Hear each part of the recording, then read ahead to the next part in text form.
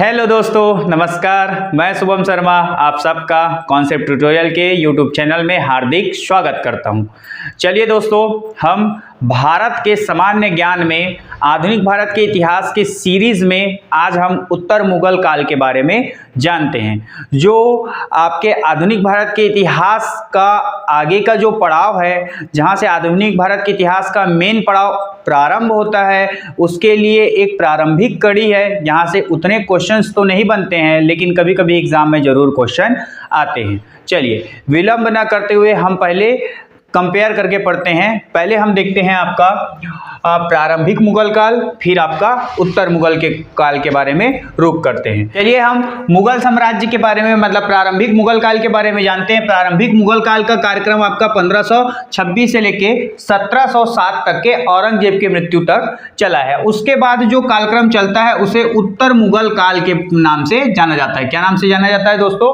उत्तर मुगल काल के नाम से जाना जाता है। ठीक है, तो पहले प्रारंभिक मुगल काल या मुगल साम्राज्य के बारे में जान लेते हैं। उसके बाद हम उत्तर मुगल काल के बारे में जानेंगे, जो कि ये आधुनिक भारत के इतिहास का हिस्सा है और ये आपका मध्यकालीन भारत के इतिहास का हिस्सा है। याद रखिएगा, ये मध्यकालीन भारत के इतिहास का हिस्सा है। मध्य भारत के इतिहास में हम मुगल साम्राज्य पढ़ते हैं या प्रारंभिक मुगल काल को, और उत्तर मुगल काल हमारे आधुनिक भारत के इतिहास का हिस्सा रहा है। ठीक है, अब इसमें देखते हैं तो मुगल साम्राज्य के संस्थापक रहे हैं आपके बाबर। याद रखिएगा, कौन रहे हैं?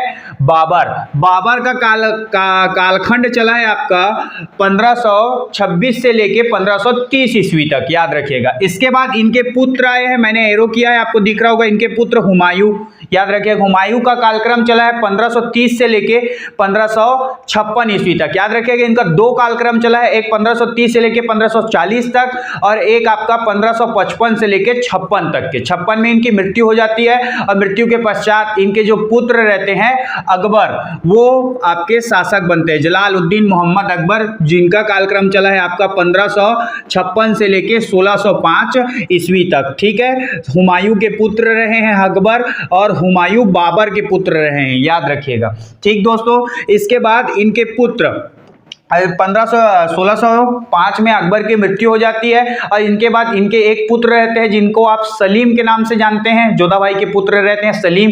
सलीम का ही नाम रहता है जहांगीर। याद रखिएगा, सलीम का क्या नाम रहता है? जहांगीर। जहांगीर का कालक्रम चलता है आपका 1605 से लेके 1627 ईस्वी तक। बहुत ही छोटा कालक्रम रहता है।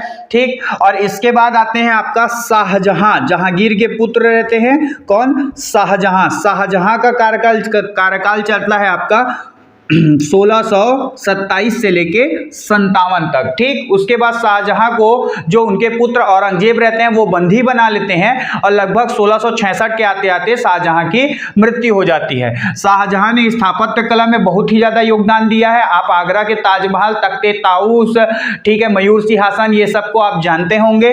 ठीक, और लाल किला, ये सब शाहजहां के द्वारा ही निर्मित हुए हैं। और इसके बाद औरंगजेब ने आपके शाहजहां के एक कालक्रम के अंतिम वर्ष में शाहजहां को बंदी बना लिया और 1666 ईस्वी में इनकी मृत्यु हो जाती है। इसके बाद आपका औरंगजेब आते हैं, जो कि पूरे मुगल साम्राज्य में आप जानते हैं कि सबसे क्रूर शासक रहे हैं, ऐसी हमारे इतिहासकारों की मान्यता रही। इनका कालक्रम चलता है 1658 से लेके आपका 1707 तक के। तो प्रारंभिक मुगल काल 1526 में स्टार्ट होता है और 1707 तक के चलता है। 1526 में बाबर वर्सेस इब्राहिम लोदी, और इब्राहिम लोदी को हराते हैं और हराने के पश्चात ये आपका दिल्ली में मुगल साम्राज्य की स्थापना करते हैं। याद रखिएगा, उसके बाद बाबर के पुत्र हुमायूं आते हैं, हुमायूं के पुत्र अकबर आएंगे, अकबर के पुत्र कौन आते हैं? आपका जहांगीर, जहांगीर के पुत्र शाहजहां और शाहजहां के पुत्र आते हैं औरंगजेब। ठीक है, और 1707 में औरंगजेब की मृत्यु हो जाती है और जो उत्तर मुगल काल होता है,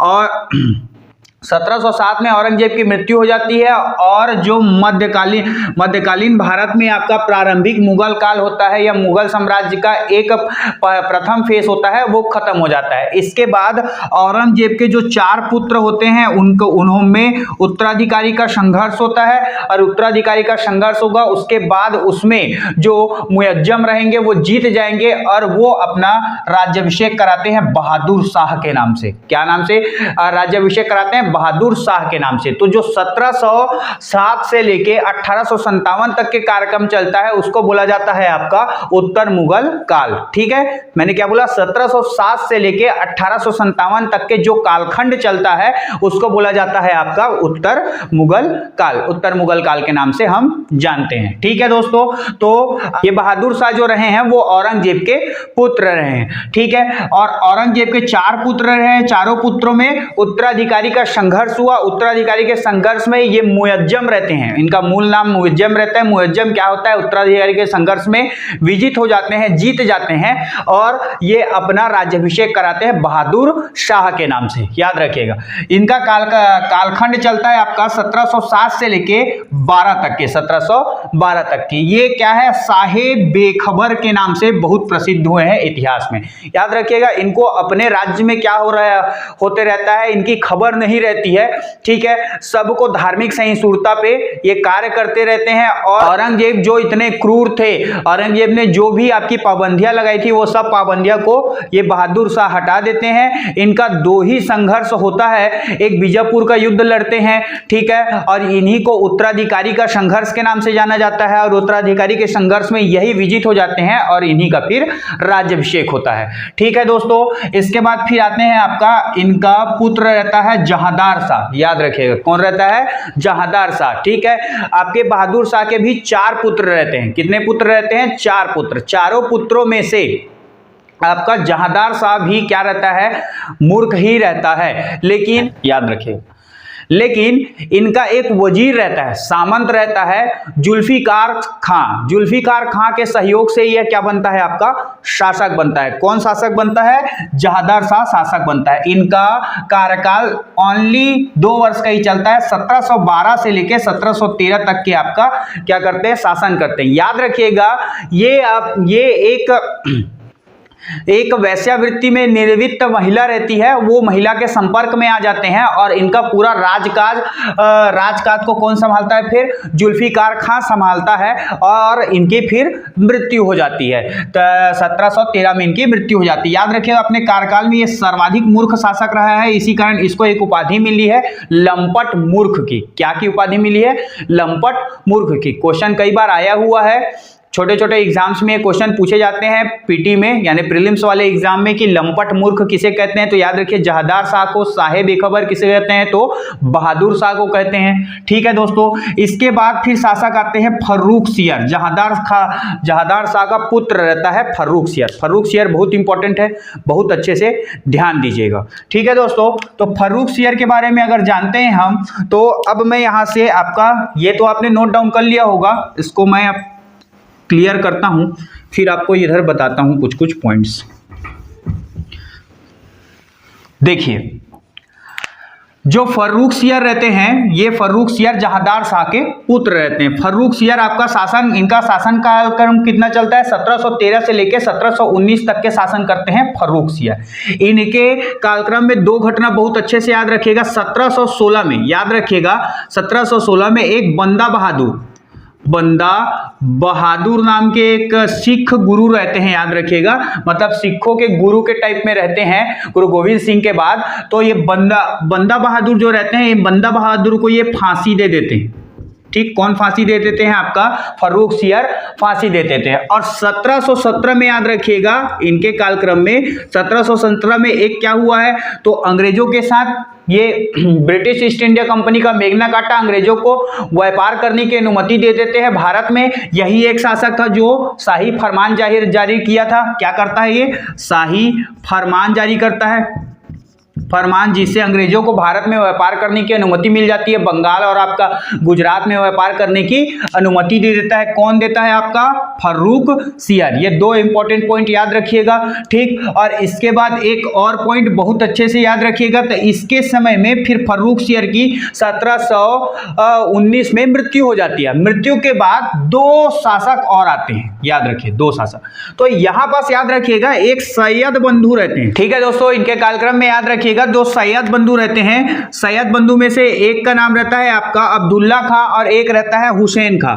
ठीक, अब दुल्ला खां रहता है और एक रहता है हुसैन खान। ये दोनों ना क्या है, शासकों को मुगल शासकों में शासकों को राजगद्दी दिलाने का कार्य करते हैं। इसी कारण इतिहास में इन्हें शासक निर्माता के नाम से जाना जाता है। तो फर्रुखसियर के मृत्यु के बाद रफी उद दर्जात को शासन गद्दी में बैठाते हैं। कौन? आपका उत्तर मुगल काल में गद्दी में बैठाने वाले कोई और नहीं, सैयद बंधु रहते हैं। और सैयद बंधु के सहयोग से ही जो जहादार शाह रहता है ये भी आपके गद्दी में बैठा हुआ रहता है। तो दो लोगों को ये मुगल गद्दी में बैठाते हैं। इसी कारण इनको इतिहासकार क्या कहते हैं? शासक निर्माता कहते हैं। याद रखिएगा, शासक निर्माता की उपाधि मिली है। तो आपसे क्वेश्चन पूछा गया है कि शासक निर्माता की उपाधि किसे मिली हुई है, तो याद रखिएगा सैयद बंधु जो रहे हैं इनको शासक निर्माता की उपाधि मिली हुई है। याद रखिएगा, एक शासक की कौन बैठाया? रफी उद दर्जात को। लेकिन याद रखिए रफी उद दर्जात को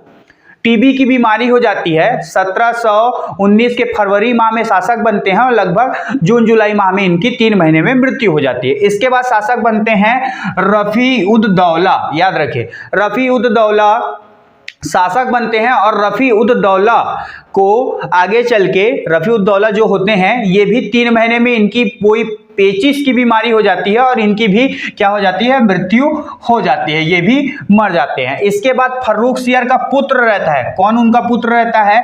मोहम्मद शाह शासक बनता है। ठीक है, इनका कालक्रम चलता है 1719 से लेके 1748 तक। तो एक घाटे की बात बता रहा हूं, जो सैयद बंधु रहते हैं इन्होंने ही फर्रुखसियर को मरवाया रहता है। फर्रुखसियर जो रहते हैं इनको सैयद बंधु ने ही मारा रहता है। याद रखिए, तो जो मोहम्मद शाह शासक बनता है तो मोहम्मद शाह को ये पता रहता है कि जो सैयद बंधु हैं वो शासक तो बनवा देते हैं और आगे चल के मरवा भी देते हैं। तो इस कारण मोहम्मद शाह जैसे ही शासक बनता है पहले वो क्या काम करता है कि सैयद बंधुओं को ही निपटा देता है। ठीक, सैयद बंधु को मरवा देता है। याद रखिएगा, सैयद बंधु को मरवा देता है कौन? मोहम्मद शाह। याद रखिए, जो फर्रुखसियर का पुत्र रहता है। फर्रुखसियर के बारे में मैं बताया, 2 पॉइंट याद रखिएगा। 1716 में आपका बंदा बहादुर को फांसी दिलवा देता है जो कि सिख गुरु रहते हैं, सिख गुरु। ठीक, और इसके बाद 1717 में शाही फरमान जारी करता है। सैयद बंधु के सहयोग से ही जहादार शाह क्या बना रहता है? शासक बना रहता है। वैसे ही फर्रुखसियर भी सैयद बंधुओं के सहयोग से ही शासक बनता है। आगे चलने फर्रुखसियर को मरवा देते हैं। कौन? मार देते हैं आपका सैयद बंधु और शासक बनते हैं रफी उद दर्जात और रफी उद दौला। रफी उद दर्जात, रफी उद दौला कुछ महीने तक के महीनों तक शासक रहते हैं और उसके बाद इनकी मृत्यु हो जाती है। अब इनकी मृत्यु के बाद शासक कौन बनते हैं? मोहम्मद शाह जानते रहता है सैयद बंधुओं के बारे में, तो सैयद बंधुओं ने पहले शासक बनवाते हैं फिर मरवा देते हैं। इस कारण सैयद बंधुओं को ही निपटवा देता है कौन? मोहम्मद शाह। मोहम्मद शाह को इतिहास में एक नाम से और जाना जाता है, जो नाम है इनका रंगीला। याद रखिए, क्या नाम से जाना जाता है? रंगीला। मोहम्मद शाह रंगीला जिसको बोलेंगे वही मोहम्मद शाह है। अब मोहम्मद शाह के कालक्रम में क्या क्या विशेष घटनाएं हुई इस पे हम बात करते हैं, तो ध्यान दीजिएगा। तो मोहम्मद शाह में कुछ विशेष पॉइंट है जहां से क्वेश्चन बनते हैं। तो याद रखिएगा, मोहम्मद शाह के समय मुगल साम्राज्य क्या हो गया था? धीरे धीरे विखंडित होते हुए जा रहा था। मुगल साम्राज्य में मोहम्मद शाह के समय कुछ विद्रोह हुए और जिन विद्रोह के कारण ही कुछ जो आपके रियासत रहे, जो छोटे छोटे राज्य रहे वो अलग हो गए। तो वहां मैंने लिखा हुआ है, देखिए दोस्तों, ये अवध में अवध अलग हो गया मोहम्मद शाह के समय, बंगाल अलग हो गया, हैदराबाद अलग हो गया और कर्नाटक अलग हो गया। किसके समय आपका अलग हुआ? मोहम्मद शाह रंगीला के समय, क्योंकि ये शासन के राजकार्य में आपका ध्यान नहीं देते थे। ये विलासित प्रवृत्ति के इंसान थे, विलासित जीवन जिया कर रहे थे और शासन में इनका कोई भी ध्यान नहीं था। इस कारण इनके शासन के जो पदाधिकारी थे, जो सेनापति थे, उन्होंने विद्रोह करके एक नया रियासतों का निर्माण कर लिया था। तो एक अवध रियासत याद रखिए, एक बंगाल, एक हैदराबाद और एक कर्नाटक। अवध में शहादत खां के नेतृत्व में अलग हुए ये, ठीक है। बंगाल आपका मुर्शिद कुली खां के नेतृत्व में अलग हुआ, हैदराबाद आपके निजामुद्दीन मुल्क के नेतृत्व में अलग हुआ और कर्नाटक जो था वो सादतुल्ला खां के नेतृत्व में अलग हुआ। याद रखिएगा, ये सभी लोग विद्रोह किए मोहम्मद शाह रंगीला के कार्यकाल में और ये सब अलग हो गए। ठीक है दोस्तों, इसके बाद ध्यान दीजिएगा, इनके मोहम्मद शाह रंगीला में 1739 बहुत इंपॉर्टेंट ईस्वी है। 1739 में आपके ईरान के नेपोलियन कहे जाने वाले नादिर शाह का आक्रमण हुआ था। याद रखिए, दिल्ली में आक्रमण करता है कब? 1739 में दिल्ली में आक्रमण करता है। और दिल्ली में आक्रमण करता है तो ये आपका दिल्ली में 57 दिन रुकता है। कितने दिन रुकता है? 57 दिन रुकता है। और 57 दिन ये कत्ले-आम करता है। क्या करता है आपका दोस्तों? कत्ले-आम करता है। और यहाँ से ये आर्थिक रूप से मजबूत होने के लिए ही ये भारत में आक्रमण किया हुआ रहता है। तो याद रखिएगा, ये यहाँ से लगभग 50 लाख रुपए और जो आपका हीरा था, कोहिनूर का हीरा, और तख्ते ताऊस जो इनका मयूर सिंहासन था, शाहजहां द्वारा निर्मित मयूर सिंहासन को लेके, जो इनका मयूर सिंहासन था शाहजहां द्वारा निर्मित, उसको लेके ये कहाँ चल देता है? वापस ईरान चले जाता है। नादिर शाह का आक्रमण मोहम्मद शाह रंगीला के समय विशेष प्रकार से विरोध हुआ था। रंगीला इसका नाम इस कारण पड़ा था क्योंकि ये विलासित प्रवृत्ति का इंसान था, राजकाज में ध्यान नहीं देता था। ठीक है दोस्तों, आगे चलिए। इसके बाद शासक बन के आते हैं अहमद शाह। याद रखिएगा, लगभग 1748 में ही, कब? 1748 में जब अहमद शाह शासक बनता है, उसी समय आपका नादिर शाह का पुत्र अहमद शाह अब्दाली का फिर से दिल्ली में आक्रमण होता है और युद्ध होता है अहमद शाह अब्दाली वर्सेस अहमद शाह। ठीक है, तो अहमद शाह, इसमें जो आपका मोहम्मद शाह का पुत्र था अहमद शाह, वो अहमद शाह विजिट हो जाता है और अहमद शाह अब्दाली को वापस ईरान लौटना पड़ता है। ध्यान दीजिएगा दोस्तों। ठीक, ये इसके विशेष घटना रही है। किसके काल में? अहमद शाह के काल में। क्या घटना रही है? तो नादिर शाह का पुत्र अहमद शाह अब्दाली फिर से आपका 1748 में दिल्ली में आक्रमण करता है। उस समय दिल्ली का शासक रहता है अहमद शाह से उसका युद्ध होता है और अहमद शाह से जब युद्ध होता है तो अहमद शाह उसमें विजिट हो जाता है और जो उसका पुत्र था अहमद शाह अब्दाली, उसको वापस ईरान लौटना पड़ता है। ठीक है दोस्तों, उसके बाद अहमद शाह का कार्यकाल 1748 से लेकर 1752 तक के चलता है। 1752 में इनकी मृत्यु हो जाती है और इसके बाद शासक बनते हैं आपका आलमगीर द्वितीय। याद रखिएगा, कौन शासक बनते हैं? आलमगीर द्वितीय के काल में हमारे भारत में एक विशेष प्रकार की घटना हुई है। याद रखिएगा, बंगाल में एक युद्ध हुआ था इन्हीं के काल में। याद रखिएगा, जिसको प्लासी के युद्ध के नाम से जानते हैं, जो कि मुगल बादशाह आलमगीर द्वितीय के कालक्रम में 1757 में हुआ था। 1757 ईस्वी में प्लासी का युद्ध हुआ था। कहाँ? बंगाल में। कि इनके उस समय कौन थे मुगल बादशाह? आलमगीर द्वितीय उस समय मुगल बादशाह थे। ध्यान दीजिएगा दोस्तों। ठीक है, आलमगीर द्वितीय के समय बताया, प्लासी का युद्ध हुआ 1757 में बंगाल में। ठीक, उस समय तत्कालिक मुगल बादशाह कौन थे? आपका आलमगीर द्वितीय थे। ठीक, इसके बाद शाह आलम द्वितीय के समय क्या क्या हुआ घटना, इसको हम देखते हैं। उसके बाद इस क्रम को फिर से याद करेंगे हम एक बार। आप टेंशन मत लीजिएगा, बहुत सारे सन है, कैसे याद होंगे करके मैं बताऊंगा, उससे आपको याद हो जाएगा। ठीक, शाह आलम द्वितीय की बात करें तो शाह आलम द्वितीय के समय, याद रखिएगा, हमने इसका पॉइंट देख रहे हैं। शाह आलम द्वितीय के समय दोस्तों 1764 में, शाह आलम द्वितीय के समय दोस्तों 1764 में आप लोग जानते हैं बक्सर का युद्ध होता है। ठीक है, शाह आलम द्वितीय के समय क्या होता है? बक्सर का युद्ध होता है। और एक कालक्रम याद रखिएगा 1803 याद रखिएगा इन्हीं के समय, और एक कालक्रम और याद रखिएगा 1765। ठीक, बक्सर का युद्ध होता है। बक्सर के युद्ध में जो बंगाल के नवाब होते हैं, अवध के नवाब और तात्कालिक मुगल बादशाह शाह आलम द्वितीय, इन तीनों, और उस समय से अंग्रेजों से ये लड़ते हैं। अंग्रेज इस युद्ध में इन तीनों को पराजित कर देते हैं और मुगल बादशाह भी इस युद्ध में पराजित हो जाते हैं। अब पराजित होने के बाद एक इन तीनों के मध्य में एक संधि होती है, जिस संधि को हम क्या के नाम से जानते हैं? 1765 में इलाहाबाद की संधि के नाम से जानते हैं। इलाहाबाद की संधि के नाम से जानते हैं, याद रखिएगा। इलाहाबाद की संधि 1765 में हुई। किस मुगल बादशाह के कालक्रम में हुई आएगा तो क्वेश्चन में याद रखिएगा, शाह आलम द्वितीय के समय इलाहाबाद की संधि हुई। इसके बाद 1803 में एक शासक रहते हैं लॉर्ड लेक शासक रहते हैं लॉर्ड लेक। उसके बाद बता देते हैं कि जो शाह आलम द्वितीय है ये हमारे अधीन, ब्रिटिशों के अधीन ही शासन कर रहे हैं, ब्रिटिशों के अधिपत्य में ही ये शासन कर रहे हैं, ये ब्रिटिशों के शासक ही हैं, ऐसे बता देते हैं किसको, शाह आलम द्वितीय को। याद रखिएगा, अंग्रेज शाह आलम द्वितीय को बहुत परेशान किए हुए रहते हैं। शाह आलम द्वितीय का आंख वाँख भी क्या कर दिए रहते हैं, आंख भी नहीं दिखता है, फुड़वा दिए रहते हैं आंख को। ठीक है दोस्तों, और ये अंधा शासक के रूप में बहुत साल से कार्यरत रहता है। इसी कारण जो लॉर्ड लेक रहते हैं, ये लॉर्ड लेक बोल देते हैं, जो शाह आलम द्वितीय है ये शासक हम अंग्रेजों के अधीन हो ही कार्य कर रहा है। ठीक है, सही है। लॉर्ड लेक दिल्ली में जाते हैं और बोलते हैं कि शाह आलम द्वितीय हमारे अधीन ही कार्य कर रहा है। ठीक है दोस्तों, इसके बाद फिर अकबर द्वितीय आते हैं। शाह आलम द्वितीय के पुत्र रहते हैं अकबर द्वितीय। अकबर द्वितीय तो पूरा ही, जब यहाँ से हमारे अधीन है बोल दिया, तो अकबर द्वितीय तो पूरा ही आपका अंग्रेजों के अधीन शासन करते हैं। इनका इस समय आपका ये तो समझ में आ गया होगा आपको।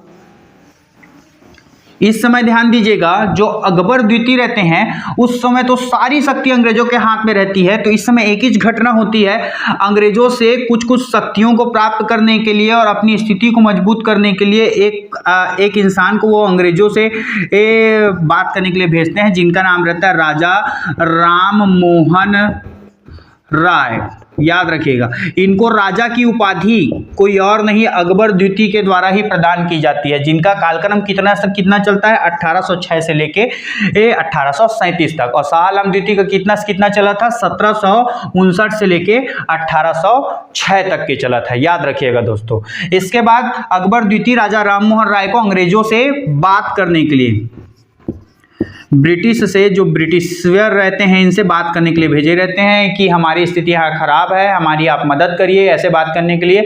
और उसी समय राजा की उपाधि कौन देते हैं, अकबर द्वितीय राजा राम मोहन राय को राजा की उपाधि प्रदान करते हैं। ठीक है दोस्तों, और इसके बाद अंतिम रूप से उत्तर मुगल काल में शासक बनते हैं कौन, बहादुर शाह सेकंड। याद रखिएगा, बहादुर शाह द्वितीय, जिसको जफर के नाम से जाना जाता है, क्योंकि ये लेखन कार्य करते हैं। क्या करते हैं, लेखन कार्य करते हैं। ठीक है, इस कारण इनको जफर की उपाधि दी जाती है। ठीक है, इसी कारण इनको बहादुर शाह जफर कहा जाता है। इनका कार्यक्रम चलता है आपका 1837 से लेके 1857 के मध्य। इनका कालखंड कितना चलता है आपका, 1837 से लेके 1857 के मध्य। 1857 की क्रांति में दिल्ली से यही तत्कालीन मुगल बादशाह रहते हैं जो 1857 की क्रांति का नेतृत्व किए रहते हैं। याद रखिएगा, और 1857 की क्रांति के बाद इनको कहाँ भेज दिया जाता है, रंगून भेज दिया जाता है। ठीक है, रंगून के जेल में भेज दिया जाता है, जहां इनकी मृत्यु हो जाती है। क्या हो जाती है, जहां इनकी मृत्यु हो जाती है। और मुगलों का अस्तित्व यहीं से भारत में समाप्त हो जाता है। ठीक है, एक आपने प्रारंभिक मुगल काल भी बताया मैंने, और ये आपका उत्तर मुगल काल रहा है। कैसे याद करना है, तो याद करने के लिए कोई ट्रिक तो मेरे पास नहीं रहता है, मैं ट्रिक से पढ़ना जायज़ समझता ही नहीं हूँ। लेकिन आप यहाँ से देख सकते हैं कि पहला 2 शाह वाले आए, तो कौन कौन शाह वाले, बहादुर शाह और जहांदार शाह। फिर एक आया आपका फर्रुख सियर। ठीक है दोस्तों, तो फर्रुख सियर को तो शाही फरमान जारी किया था, इसको याद रखना ही है। ठीक है, इसके बाद आपका मोहम्मद शाह। ठीक है, फिर अहमद शाह। ठीक है, फिर आलमगीर द्वितीय, फिर तीनों द्वितीय आले, आलमगीर द्वितीय, शाह आलम द्वितीय, अकबर द्वितीय, बहादुर शाह द्वितीय। ठीक है, तो द्वितीय वाले को अलग याद कर लीजिए, इतने को आप। ठीक है, और अहमद शाह, मोहम्मद शाह, जहांदार शाह और बहादुर शाह को अलग याद कर लीजिए, और एक बीच में याद रखिएगा फर्रुख सियर। ठीक है, कालक्रम में याद रखिएगा तो 1707 से लेके 1712 तक के कालक्रम चलता है किनका, बहादुर शाह का। ठीक है, इसके बाद आपका जहांदार शाह का 12 से 13 चलता है, 1712 से 13 के बीच में। इसके बाद फर्रुख सियर का 13 से 19 के बीच में चलता है। फिर मोहम्मद शाह को डायरेक्ट ले लीजिएगा, आपका 19 से लेकर 48 के बीच में चलता है। फिर आपका अहमद शाह का 1748 से लेकर 1752 के मध्य में चलता है। फिर आता है आलमगीर द्वितीय का 52 से लेकर 58 के मध्य में चलता है। ठीक, इसके बाद शाह आलम द्वितीय 1759 से लेकर 1806 तक के चलता है। इसके बाद फिर अकबर द्वितीय 1806 से लेकर 1837 तक चलता है। ठीक, इसके बाद आते हैं बहादुर शाह द्वितीय या बहादुर शाह जफर 1837 से लेकर 1857 तक इनका कार्यक्रम चलता है, जिसके बाद इनको रंगून भेज दिया जाता है। 1857 की क्रांति का नेतृत्व यही करते हैं दिल्ली से। ठीक है, और रंगून में इनकी मृत्यु हो जाती है। ठीक है दोस्तों, आशा करता हूं आपको उत्तर मुगल काल अच्छे से समझ में आया होगा।